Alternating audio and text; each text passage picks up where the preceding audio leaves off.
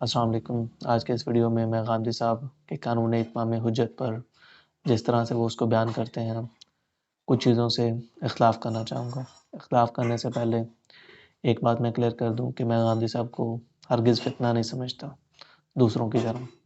میں ان کو بہت بڑا عالم سمجھتا ہوں، لیکن ان کی کسی بات سے اختلاف کیا جا سکتا ہے، اور ضروری نہیں ہے کہ جو اب میں باتیں بیان کروں گا آگے اس ویڈیو میں ضروری طور پر میں اس میں ٹھیک ہوں۔ ہو سکتا ہے کہ ان کی جو انڈرسٹینڈنگ ہے وہ ٹھیک ہو، لیکن کچھ چیزیں میں شیئر کرنا چاہوں گا۔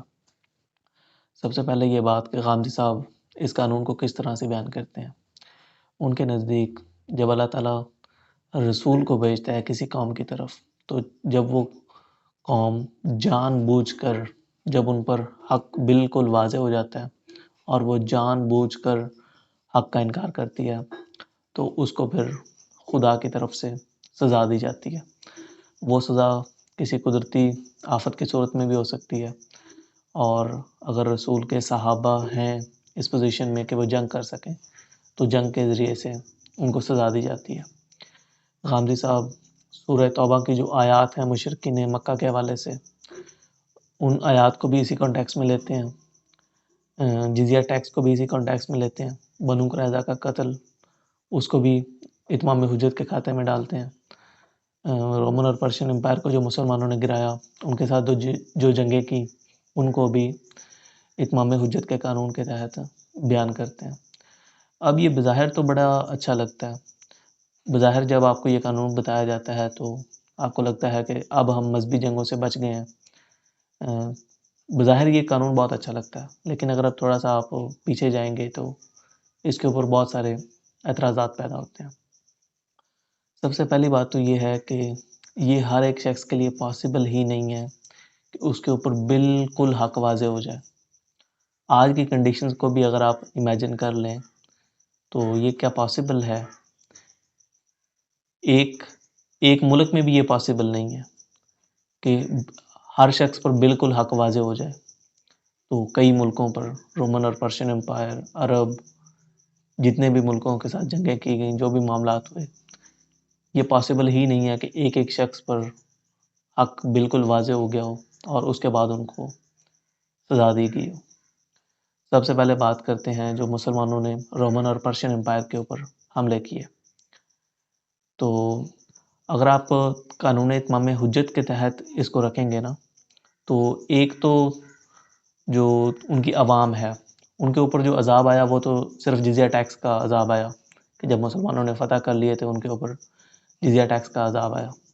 اب میں عذاب اس لیے ورڈ یوز کر رہا ہوں کیونکہ غامدی صاحب اس کو اس کھاتے میں ڈالتے ہیں۔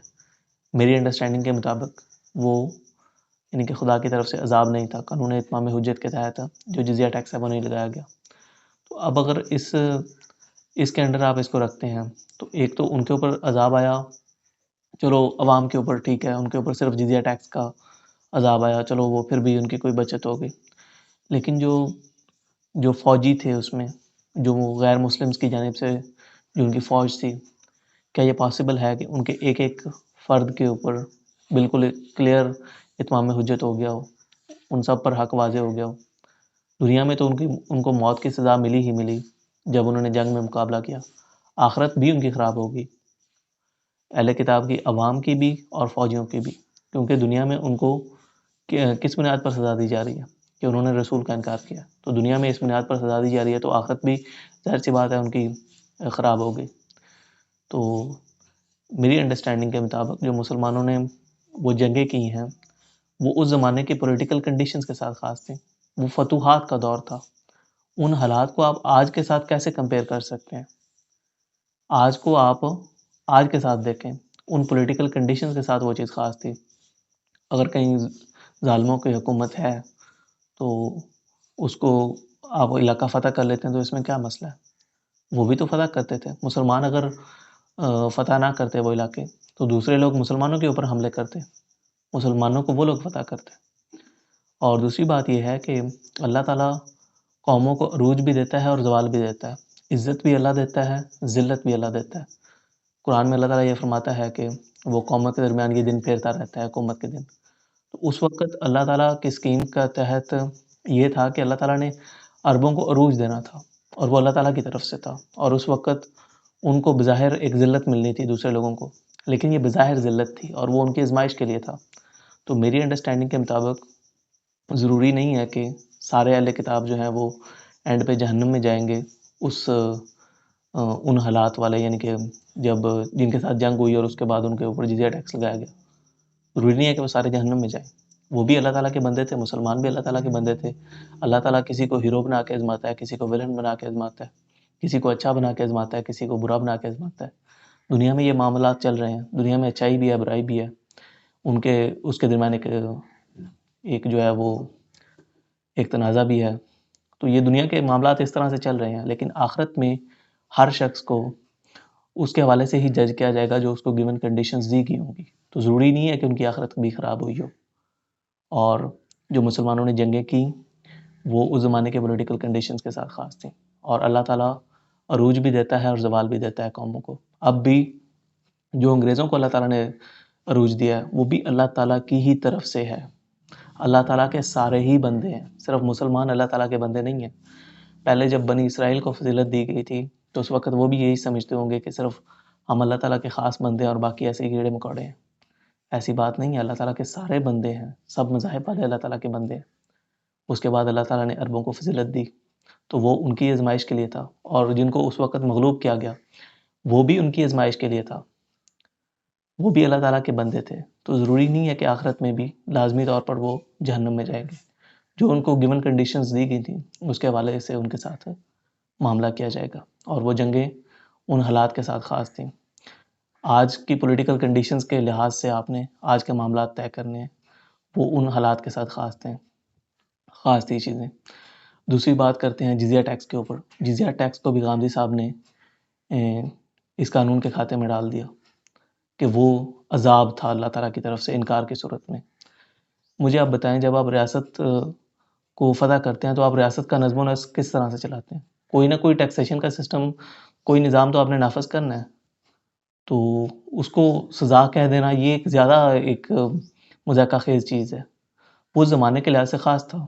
آج بھی جزیہ ٹیکس لگایا جاتا ہے، یہ ہمارے اوپر جزیہ ٹیکس ہی لگا ہوا ہے، جو بھی ہم ٹیکس دیتے ہیں۔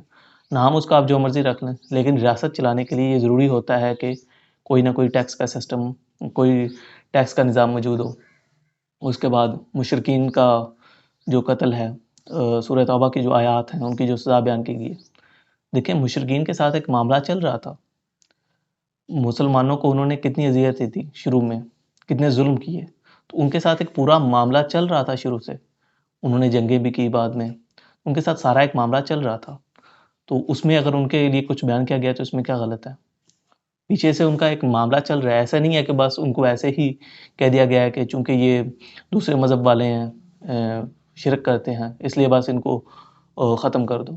ان کے ساتھ ایک پیچھے سے ایک معاملہ چل رہا ہے، پیچھے انہوں نے مسلمانوں کے اوپر ظلم کیے ہیں۔ تو اور دوسری بات یہ ہے کہ کعبہ جو ہے وہ اللہ کا گھر ہے، تو اللہ کے گھر کو پاک کرنے کے لیے بھی ان کے اوپر یہ سزا بیان کی گئی۔ اس کی نوبت نہیں آئی لیکن ویسے بیان کی گئی۔ تو یہ بھی اس طرح سے آپ اس چیز کو دیکھ سکتے ہیں۔ اس کے بعد بنو قریظہ کا قتل، اس کو بھی غامدی صاحب قانون اتمام حجت کے تحت بیان کرتے ہیں۔ لیکن وہ بھی اس زمانے کے پولیٹیکل کنڈیشنز کے ساتھ خاص تھا۔ اگر آپ کسی معاہدے کی خلاف ورزی کریں گے تو اس زمانے کے قانون کے حوالے سے آپ کو سزا دی جائے گی۔ تو اور وہ جو سزا ہے وہ انہوں نے خود سجیسٹ کی تھی، اس زمانے کے حوالے سے ان کو سزا دی گئی۔ تو جو کنڈیشنز ہیں ان کو اس زمانے کے پولیٹیکل کنڈیشنز کے ساتھ دیکھنا چاہیے، اور جو آج کے حالات ہیں ان کو آج کے حالات کے لحاظ سے دیکھنا چاہیے۔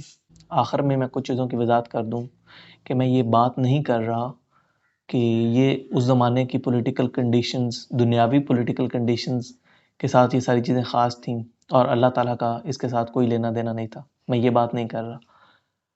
جب آپ یہ بات کرتے ہیں کہ ایک ایک فرد پر بالکل حق واضح ہو گیا اور اس کے بعد ان کو سزا دی گئی، میں اس سے اختلاف کرتا ہوں۔ یہ پاسبل نہیں ہے کہ ایک ایک شخص پر بالکل حق واضح ہو جائے، اور دوسری یہ بات کہ یہ سزا ہے، اس سے میں اختلاف کرتا ہوں۔ میں بھی یہ مانتا ہوں کہ جو بھی واقعات ہوئے وہ اللہ تعالیٰ کی طرف سے ہی تھے، لیکن وہ عذاب نہیں تھے، آزمائش تھے۔ غامدی صاحب کیا کرتے ہیں کہ اتمام حجت کر کے، یعنی کہ یہ بات کرتے ہیں کہ سب پر بالکل حق واضح ہو گیا اور پھر اس کو عذاب بنا کر ہر چیز مذہب کے کھاتے میں ڈال دیتے ہیں. میری انڈرسٹینڈنگ یہ ہے کہ چیزیں تو سب اللہ تعالیٰ کی طرف سے ہی ہیں، لیکن وہ آزمائش ہے. عزت بھی اللہ دیتا ہے، ذلت بھی اللہ دیتا ہے، قوموں کو عروج بھی اللہ دیتا ہے، زوال بھی اللہ تعالیٰ دیتا ہے، ہدایت بھی اللہ تعالیٰ دیتا ہے، گمراہی بھی اللہ تعالیٰ دیتا ہے. اوور آل تو سب چیزیں اللہ تعالیٰ کی طرف سے ہوتی ہیں، لیکن یہ جو بظاہر ذلت ہوتی ہے قوموں کی، یہ آزمائش کے لیے ہوتی ہے. رومن اور پرشین امپائر کے لیے یہ بظاہر ذلت ہی تھی کہ وہ مغلوب کر دیے گئے، ان پر دوسروں نے جزیہ ٹیکس لگایا، تو یہ ان کے بظاہر ایک ذلت ہی تھی. لیکن یہ اصلاً آزمائش ہے، اصلاً عذاب نہیں ہے. اصل میں بات یہ کر رہا ہوں، آج بھی قوموں کو اللہ تعالیٰ عروج بھی دیتا ہے، زوال بھی دیتا ہے. تو اب مسلمان جو ہیں وہ بظاہر ایک ذلت کی کنڈیشنز میں ہیں، تو یہ ایسا نہیں ہے کہ مسلمانوں کی اب آخرت بھی بالکل خراب ہو گئی ہے. اصلاً یہ مسلمانوں کی آزمائش کے لیے ہے، اور جن کو عروج دیا گیا ہے ان کی بھی آزمائش کے لیے ہے. تو یہ سب کچھ جو کچھ بھی ہے وہ آزمائش کے لیے ہے.